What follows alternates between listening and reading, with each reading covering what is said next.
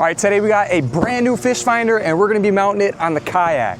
All right, so I was finally able to get my hands on one of the all-new Humminbird XPLORE units. They're touchscreen now, and all the mapping cards come pre-built into the unit, so you don't have to worry about buying them separately anymore. I'm gonna be mounting it on my Old Town Sportsman PDL 120 Pro. I absolutely love this kayak. It's a new model for 2025, and it's packed with a bunch of new features like a much larger hatch, longer aluminum mounting tracks, and new through-hole wiring ports that are gonna make this install so much easier.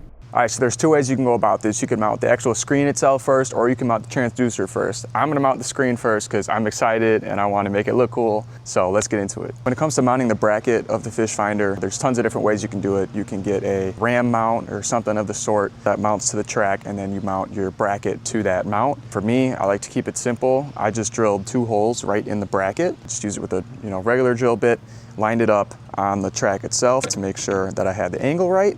And yeah, it's super easy. And then I just went online and got a couple of these T-bolts here. You can get them for real cheap on Amazon or at your local hardware store. They slide right into the mounting tracks here and then grab to the top of it so it'll be nice and secure and your screen won't go anywhere. All right, so I've got both my T-bolts here in the track. So next thing I gotta do is just grab my bracket, line it up with the holes, pop that on there, grab a couple of these guys, go ahead and twist it on the top of the bolt so it's nice and secure.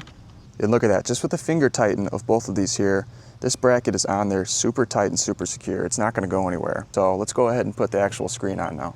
Here it is, it's a 9-inch screen. Find the grooves here on each side, match it up. All right, so the next step is gonna be mounting the transducer. You're gonna need the actual transducer itself and then the bracket that comes along with it. And you're just gonna take the transducer, take the bracket, match up the little holes and screw into each of them. Then you're gonna grab the other end of the bracket and attach it like so.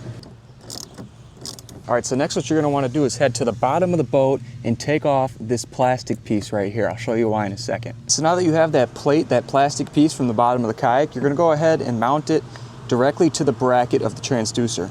Once that's done, you can mount it right back to where you took that plate from and start running cords. Take that transducer cord and stick it right up through the scupper hole that's right there. And this is where those new through-hole wiring ports designed to fit larger gauge wiring come in handy. You just run that cord through the port on the bow all the way down to the one on the gunnel next to your unit. From there, you plug your transducer cord along with a power cord into the back of your unit. You can run your power cord to wherever in your kayak you choose to store your battery.